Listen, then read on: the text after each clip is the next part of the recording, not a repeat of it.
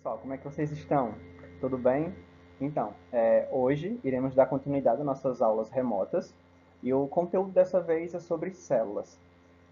Acho que vocês já se perguntaram, o que são células, para que elas servem, ou já tiveram uma noção básica, através de outras pessoas, sobre o que são células. Mas talvez você não tenha uma ideia, um conhecimento um pouco mais refinado da importância delas para nós. Então, que tal a gente conhecer essas famosas células e o que elas fazem em nosso organismo? Eu lanço uma pergunta para vocês. O que são células? A célula nada mais é que o quê? Uma menor unidade de seres vivos. Como assim? Tem forma definida? Sim. Ela é isolada dentro do corpo de qualquer indivíduo e elas vão ajudar em vários processos vitais, como nutrição, liberação de energia e principalmente a reprodução. E elas assumem essa importância extrema para o metabolismo do nosso corpo, assim como outras atividades. Lá na teoria celular, a gente também pode constar, por exemplo, que todos os organismos que vivem são compostos por células. As reações químicas do organismo, incluindo a biossíntese, que é um processo natural, ela também acontece através da liberação da energia. Lembra que a gente precisa de energia para fazer atividades?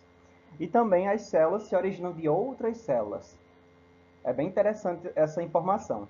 Pergunta que eu faço: célula seria uma unidade básica da vida? Sim.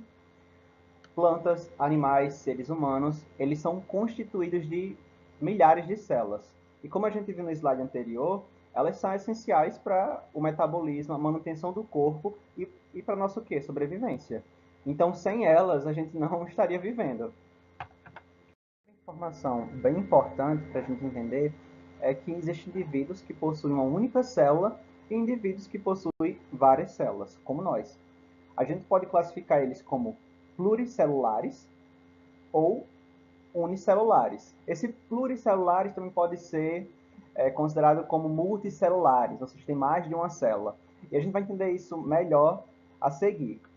A gente tem aqui o exemplo de duas pessoas, um homem e uma mulher, seres humanos.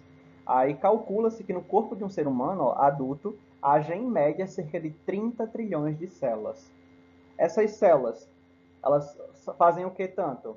São células germinativas, o espermatozoide e o óvulo, são células de proteção, são anticorpos, células de defesa, são células que ajudam no metabolismo, nas trocas gasosas, são células que nos dão energia. Então a gente tem assim uma infinidade de células. As células unicelulares, que são aqueles indivíduos formados por uma única célula, a gente vai ter alguns protozoários, ameba, por exemplo, que é um exemplo ótimo para a gente identificar um organismo com uma única célula. Aí ainda dentro dessas células, que podem ser unicelulares e multicelulares, né, a junção de muitas e a junção de uma única célula, vamos ter as células eucarióticas e procarióticas. As células eucarióticas, como o próprio nome já diz, é a célula que contém um núcleo. Esse eu se remete a algo verdadeiro. Então, a gente vai ter as células animais e vegetais. Aqui a gente tem um exemplo muito interessante de a constituição, né, dessas células eucarióticas. E é bom lembrar que essas células eucarióticas, elas formam um organismo de muitos dos seres que apresentam uma membrana envolvendo o seu núcleo. Esse eu eucariótico, esse eu verdadeiro e cariótica de núcleo, é para dizer que ela tem um núcleo verdadeiro, diferentemente das células procarióticas, que elas não vai ter essa organização celular. Agora vamos prestar atenção nessa imagem para entender como é que acontece, como essas estruturas conversam entre si. Olha só, a gente tem uma imagem de uma célula vegetal e de uma célula animal. Essas estruturas que eu vou falar agora, elas estão presentes em ambas. Algumas talvez vai sofrer modificações. Preste atenção. A primeira, a membrana plasmática, ela é uma película que envolve o que? A célula, entre outras funções, vai regular o que entra e o que sai. Nutrientes, o gás oxigênio e compostos que serão eliminados.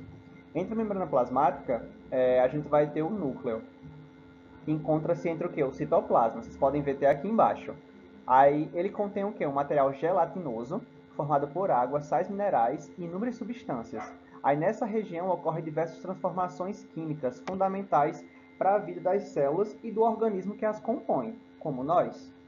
Olha só, além disso, do que a gente acabou de falar, a gente vai ter as organelas, que elas são o quê? Estruturas que conseguem fazer determinada função para a nossa célula. A gente vai ter a mitocôndria, vai ter os vacúolos, cloroplastos, o núcleo. Aí vamos entender um pouquinho sobre cada uma delas. Ó, a mitocôndria, ela é o quê? Uma organela responsável pela obtenção de energia através de oxigênio. Então ela vai estar presente tanto na célula vegetal quanto na célula animal. Aí a gente vai ter também, graças à sua atuação, é, uma gama de atividades que a gente pode realizar devido a essa obtenção de energia. E também nas células das plantas, a gente vai encontrar o que? O vacúolo do suco celular, que é uma cavidade que vai armazenar sais, açúcar e principalmente o que? Água. A planta ela retém muita água porque ela precisa para as suas funções biológicas, né? Rotineiras. Como qualquer ser vivo, todos dependem de água. Aí os cloroplastos são organelas de cor verde que contêm o quê? O pigmento da clorofila. Que isso você vai encontrar lá na folha da planta, que vai auxiliar em quê? No processo de fotossíntese. Lembra que ela vai captar energia solar e transformar aquilo em quê? Alimento. E por fim a gente vai ter o núcleo, que ele atua como centro, o controle. Ele é o controle da célula. Nele vai ter o que a gente chama de DNA. Então, gente, só para relembrar, existem outras organelas, até porque uma célula ela é muito complexa. Mas aqui eu estou falando as principais para vocês terem uma noção, assim, um pouco mais científica do quanto uma célula é importante. E olhe só o mecanismo que ela tem dentro dela para que possa realizar tantas coisas. Diferentemente lá da nossa célula eucariótica, agora a gente vai falar um pouco sobre a célula procariótica. A célula procariótica, elas são células que não apresentam membrana nuclear. E isso as difere facilmente. Lembra? Verdadeiro, núcleo verdadeiro, na verdade, eucariótica, e a procariótica não tem essa membrana nuclear. Então, o material genético ele encontra-se o quê? Disperso. Olha só essa imagem. Você vai ter a membrana plasmática, a parede celular, a cápsula e o citoplasma. Mas você não vê uma organização como na célula anterior. Você vê tudo assim, ó, jogado, para se dizer assim. Nessa imagem, a gente pode ter uma noção aqui geral, né, ó, de ambas as células, uma ao lado da outra. Você tem a célula procariótica na figura A, ó, parede celular, que a própria célula eucariótica também tem. ADN, membrana celular, ribossomos e o flagelo, né, que é característico da bactéria, por exemplo. Já na nossa eucariótica, você vê tudo encaixado perfeitamente.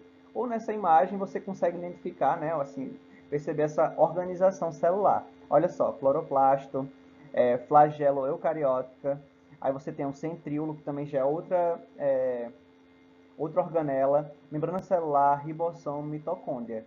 Olha só a dimensão dessa célula. Aí, olha, eu lanço uma pergunta para vocês.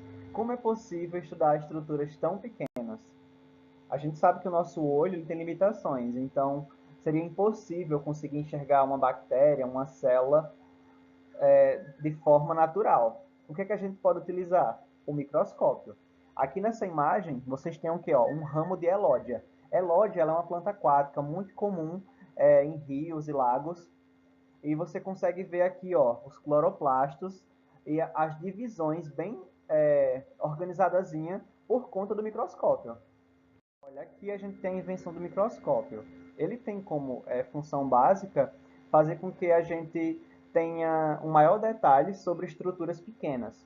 A gente pode ver aqui ó, que ele é equipado de lentes objetivas, de etapa, o deslizar, a luminária, a lente ocular, o braço, a roda de foco e a base. A lente objetiva, ó, 3 ou 4 lentes com uma gama de ampliações diferentes. Ela vai ajudar a gente a estar identificando estruturas que a olho nu hoje não conseguiria. Aí já a etapa, ela é uma plataforma que contém o quê? Um slide para observação. Seria essa laminazinha que vocês podem ver aí no meio. Aí você vai esfregar, é uma técnica, o esfregaço, para que a gente possa estar identificando essa célula, esse organismo. Aí vocês têm também o deslizar, que é um pedaço de vidro fino que contém o quê? A espécime. A luminária, que ela vai fornecer luz para iluminar a espécime. e às vezes usado com o quê? Um espelho. Alguns organismos eles só conseguem ser vistos com a luz. Então, ela é importante para a gente estar tendo um resultado mais legal. A lente ocular, ela é o quê? A parte do microscópio através do qual você o quê? Parece. Aí você coloca o seu olho lá em cima e você vai conseguir ter uma visão panorâmica desse organismo. Aí tem o braço, né, que é o suporte, onde você vai estar conectando a lente, vai estar modificando para que você tenha um melhor direcionamento. E por fim a base, né, que é a subsura onde está segurado esse microscópio. Ele tem que estar numa base. Com base nessa explicação que a gente teve sobre o microscópio, a gente entendeu a sua função básica, né? Ele aproxima consideravelmente a visualização de células em diferentes tamanhos. A gente aqui tem alguns tipos de células, alguns tipos de organismos que a gente vai conseguir diferenciar os seus tamanhos. Olha só, a ameba. A gente não consegue visualizar a olho nu, a não ser que seja pelo microscópio. E mesmo assim, ela tem um tamanhozinho aí, ó, que ainda é maior que um óvulo. Já o óvulo, ele é maior do que uma célula da pele. E a célula da pele é bem maior do que uma hemácia, ou seja, um glóbulo vermelho, né? Um sangue. E ainda você tem um espermatozoide que é extremamente pequeno. E falando de microscópio, eu acho interessante a gente entender um pouco da sua história. Como ele surgiu? Como muitas outras invenções, né? Ela foi sendo aperfeiçoada com o tempo. Os primeiros microscópios, eles não tinham todo esse aparato tecnológico como a gente vê hoje nos laboratórios, onde pesquisadores e os cientistas, né, como a mídia denomina, estão lá fazendo o quê? As suas observações, enfim, trazendo algo novo para o nosso mundo. E os primeiros microscópios, olha só, eles eram simples, ampliavam a imagem e o objeto apenas cerca de 20 vezes. E a gente tem microscópio hoje que aumenta isso cerca de 10, 20, 30 vezes mais do que esse dado. E em 65, olha só, o cientista inglês Robert Hooke, ele observou fatias finas de cortiça com o auxílio de quê? De um microscópio que ele construiu associando lentes dentro de um tubo de metal, que é esse exemplo que a gente tem aqui, ó. Ele é um aparelho bem simples, mas que já tinha uma função assim extraordinária para a época. Só em conseguir aproximar isso é um avanço científico gigante. Células eucariontes são aquelas em que o material genético se encontra rodeado por uma membrana, que o individualiza do citoplasma celular. Diferente das células procariontes, aquelas encontradas em seres extremamente simples como as bactérias, nas quais o material genético se encontra disperso no citoplasma. Uma célula eucarionte é formada por 3 partes fundamentais: a membrana celular, o citoplasma, onde estão mergulhadas as organelas, e o núcleo, que contém o material genético. As células vegetais se diferenciam das células animais por serem maiores, apresentarem cloroplasto, vacúolos, parede celular e ausência de centríolos. No citoplasma é onde estão as organelas e onde ocorrem as reações químicas. Os centríolos estão envolvidos na divisão celular. As mitocôndrias realizam a respiração celular. O retículo endoplasmático transporta substâncias. Os ribossomos sintetizam proteínas. O complexo de Golgi processa estas proteínas, adaptando-as para as mais diversas funções. Lisossomos são encarregados pela defesa e nutrição da célula. O citoesqueleto é um emaranhado de proteínas que dá forma e auxilia na movimentação celular. E os plastos são organelas exclusivas das células vegetais, que têm a capacidade de absorver a luz solar e sintetizar compostos orgânicos. Os vacúolos são responsáveis pela osmorregulação. O núcleo é onde se armazenam as informações genéticas e onde ocorre o controle das reações químicas da célula. Todas